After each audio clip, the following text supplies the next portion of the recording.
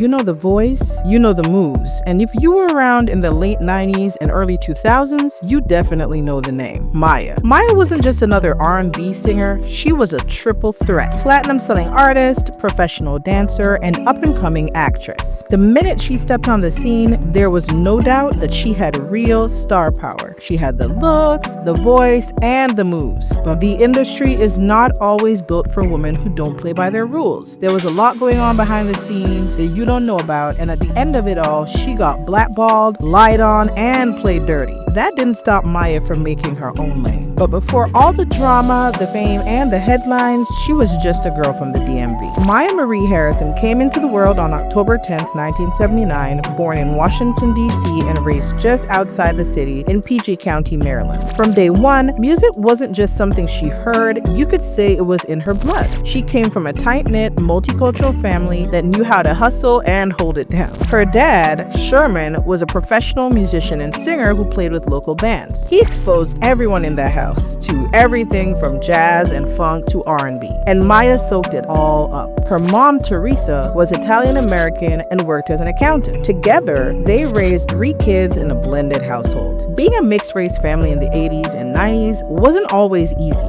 They faced their fair share of side-eyeing and bullying, but they stayed solid, and that strength poured into their kids. Now listen, every parent thinks their kid is special, right? But in Maya's case, they were obviously onto something because she did become a superstar.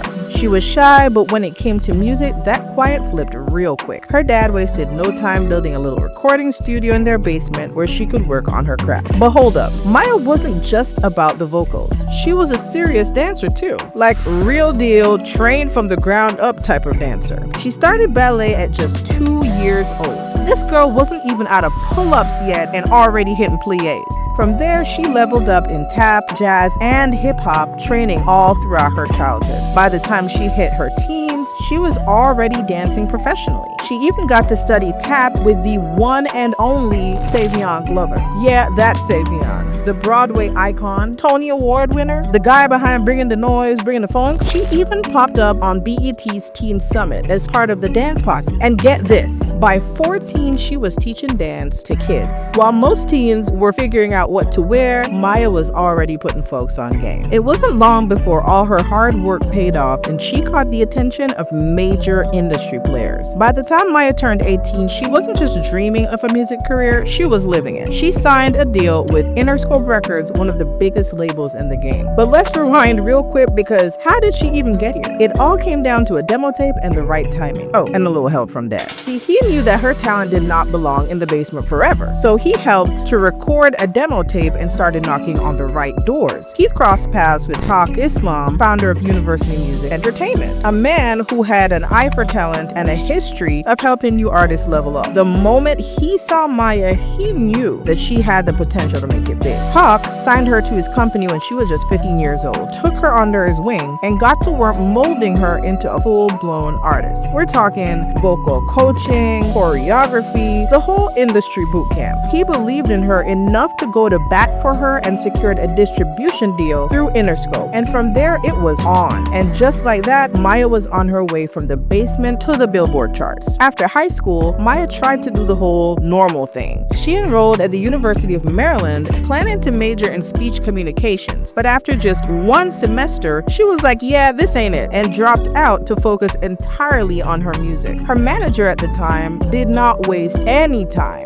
Haq called in some heavy hitters to help Maya cook up her debut. We're talking Missy Elliott, Babyface, and Drew Hill. Guaranteed hit makers. Interscope was ready to put real money and muscle behind her because she was their secret weapon. They were grooming her to go head-to-head with names like Aaliyah, Monica, and Brandy. There was a lot hanging on this album, so the pressure was real. But in 1998, Maya stepped up and delivered. She came out the gate strong with her self-titled debut album, and she did not come to play. The lead single, It's All About Me with Cisco, was a whole vibe. With smooth vocals and that chemistry, it had people talking. She followed it up with hits like Moving On and My First Night With You. Maya was in her bag early, and people started to see that she wasn't just a pretty face, she she had real staying power. She also killed it on her features. That same year, she linked up with Blackstreet, Blinky Blink, and Mace on Take Me There, a catchy collab from the Rugrats movie soundtrack that went crazy on the charts. Then came the one that really took off, Ghetto Superstar with Ross and Old Dirty Bastard. That joint blew up worldwide, earning Maya her first Grammy Award nomination, which was not bad for a newcomer. And listen, it wasn't just her music that had people talking. By 1999, Maya was already branching out and showing she could hold her own on the screen too. She made her acting debut in the crime thriller In Too Deep, right alongside some real heavy hitters like Omar Epps, LL Cool J, Stanley Tucci, and Nia Long. She played the role of Floretta, and while it wasn't a lead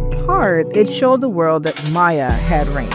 But 2000 was when Maya really shook the game up. Her second single, Case of the X, What You Gonna Do, off her sophomore album, Fear of Flying, blew all the way up. 1 minute it was just another track, and the next thing you know, it was everywhere. We're talking every radio station, every video countdown, every house party. If you were outside back then, you would have heard it too. And it wasn't just a hit, it was her international breakout. The song climbed all the way to number 2 on the Billboard Hot 100 and had people worldwide paying attention. And who could forget Lady Marmalade? Maya teamed up with Christina Aguilera, Lil Kim, and Pink to drop an iconic remake of Patti LaBelle's 1975 classic. It was the lead single off the Moulin Rouge soundtrack, and once it dropped, it was game over. It took over the charts, holding down the #1 spot on the Billboard Hot 100 for 5 weeks straight. Then in 2002, the ladies hit the Grammy stage with a performance that shut it all the way down.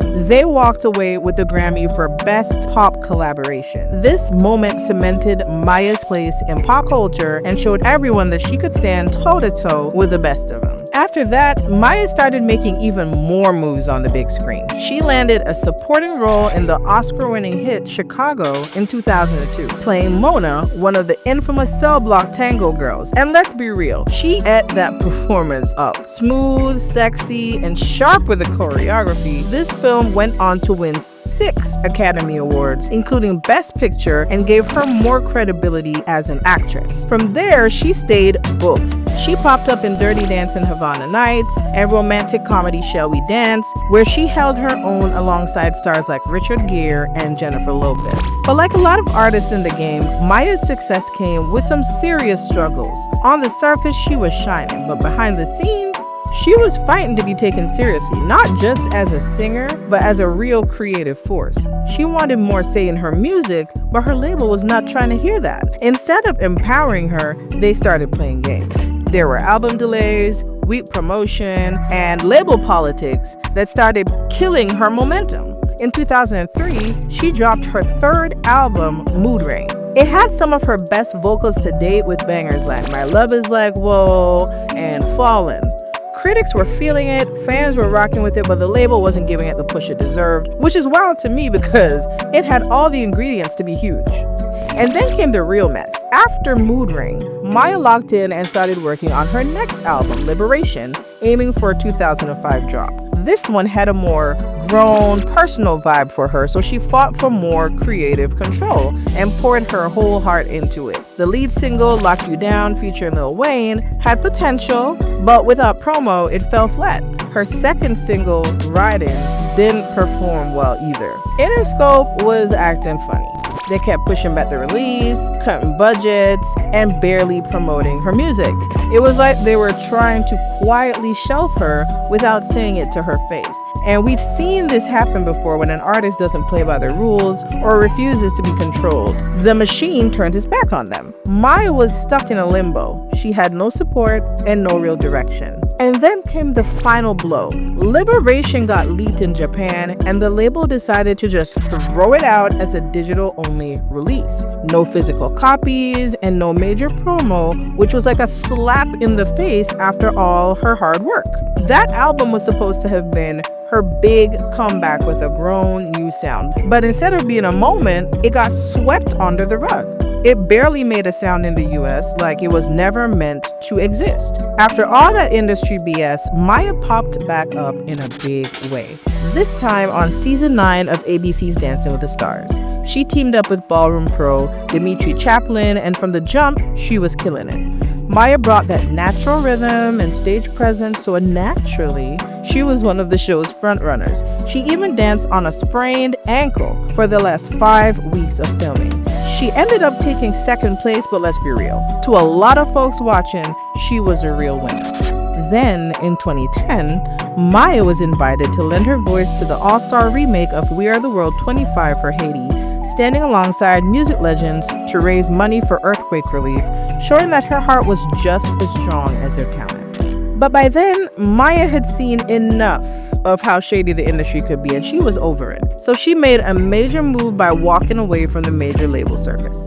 She left Interscope, went fully independent, and launched her own label, Planet 9. No more middlemen or fake promises, and from there she was able to work on projects of her own choosing, like Smooth Jones, Sugar and Spice, and a string of EPs that showcased her growth as an artist. Smooth Jones even got her a Grammy nomination in 2017. She also switched up how she moved and became more selective with her spotlight. She took on more acting roles and tried her best to stay out of the blogs. Of course, Maya's had her share of rumors and headlines. Maya might be low-key when it comes to her personal life, but that never stopped the rumor mill from spinning. Back in the early 2000s when Jay-Z was building the Rockefeller empire and getting real close with a lot of R&B talent, whispers started flying about him and Maya. Some gossip blogs swore that they were more than just cool. The timing was messy too, because this was before Jay-Z and Beyonce went public, so people have been trying to piece together blurry timelines ever since.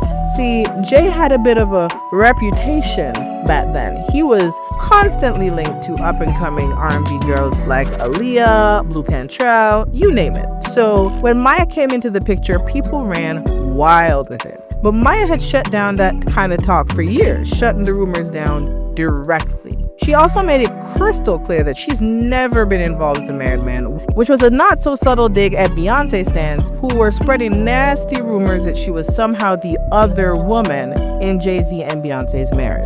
Then there was 50 Cent. Yeah, that situation got a bit messy. Around 2005 to 2006, Maya and 50 Cent had a little public moment that got deeper than most people realized. It got so bad that Maya's dad had to step in. So let's set the scene. 50 Cent was at the top of the game. He wasn't just known for his chart-topping music, but for stirring up controversy and taking shots at other artists. Meanwhile, Maya was in her own lane, just coming off label issues, reinventing herself, and pushing for independence while keeping it classy. The drama started when 50 started talking a little too much about Maya. Sometime around 2003, he first started implying in interviews that he and Maya had something going on behind the scenes and that they had gotten intimate. Despite all of that, in true Maya fashion, she went on to work with 50 Cent and rapper The Game, who at the time was an artist under 50 Cent's team. The Game had a song called Dream, referencing Maya in a not so flattering way. I had dreams of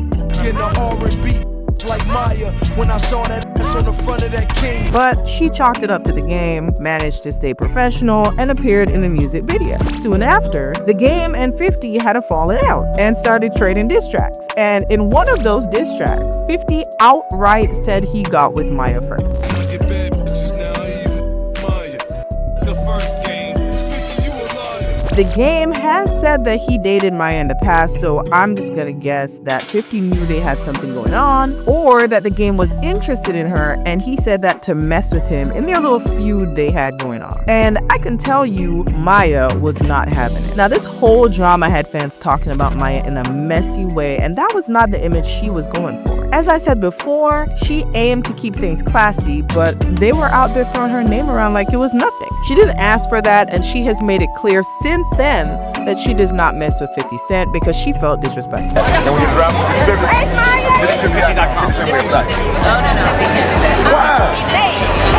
I mean, he was just bullshit. 50 was bullshit. Oh, shit. She was not trying to play the industry game where you let stuff slide for attention. She made it clear how she felt about it and that she was not about to allow these grown-ass men to use her name for clout. In an interview with Vlad TV, she later claimed that 50 eventually admitted to her and her dad that he lied about the whole thing. The incident created a lot of tension and left Maya clearly irritated by the way male rappers often use women's names for controversy. Yeah, you know, my father and I sat in a room at Violator when Chris Lighty was managing a particular artist, and that artist interrupted my meeting. And my father was in the room, you know. So we cleared out the air, and the confession was made on the other person's part that yes, they lied. But if that will ever come out from the person's mouth, who knows? Who cares? I've addressed it, and you have to pray for certain people. Eventually, the noise died down. Some people tried to say Maya was being a little extra, like it wasn't that serious, but honestly, that's why women in the industry get played so often. Maya wasn't with the mess. While being connected to someone like 50 Cent in itself isn't a bad thing, but the way he went about things in that situation was messy, and it really hurt her image. He didn't care about how people would perceive her after making her look like a 304. That's just not what Maya was about. She was more focused on her artistry and integrity. So this kind of move was just straight up disrespectful to her. And you have to respect that she didn't back down or try to spin it for publicity. People always had Maya's name in their mouths. And whether it was Jay-Z, The Game, or even 50 Cent, her name stayed in the headlines. She wasn't the type to air out her business, and she made it clear that she wasn't about to let her love life overshadow her legacy. She wanted to be known for her art, not just for who she dated. These days, Maya is still out here doing her thing. She might not be plastered all over the blogs or at the top of the charts, but don't get it twisted, she never stopped moving.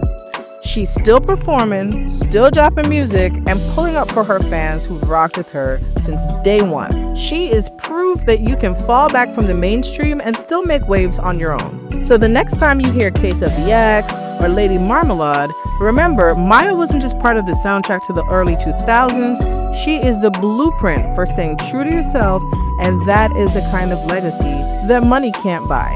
I'm curious to know what you guys think, so drop a comment down below. Don't forget to subscribe and share this video. Until next time.